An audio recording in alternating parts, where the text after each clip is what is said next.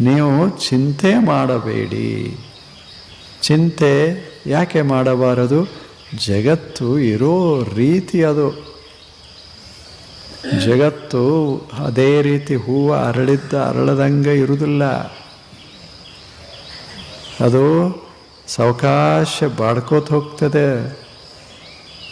ಆಗ ಸೌಂದರ್ಯ ಬಾಡ್ತದೆ, ಶಕ್ತಿ ಕಡಿಮೆ ಆಗ್ತದೆ, ಉತ್ಸಾಹ ಕುಗ್ಗುತ್ತದೆ. ಇವೆಲ್ಲ ಆಗ್ತಾನೆ ಇರೋದು. ಒಂದೇ ರೀತಿ ಇರಬೇಕು ಅಂತಲ್ಲ.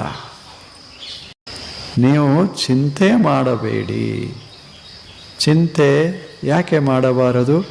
ಜಗತ್ತು ಇರೋ ರೀತಿ ಅದು. ಜಗತ್ತು ಅದೇ ರೀತಿ ಹೂವು ಅರಳದಂಗೆ ಇರುವುದಿಲ್ಲ. ಅದು ಸಾವಕಾಶ ಬಾಡ್ಕೋತ ಹೋಗ್ತದೆ.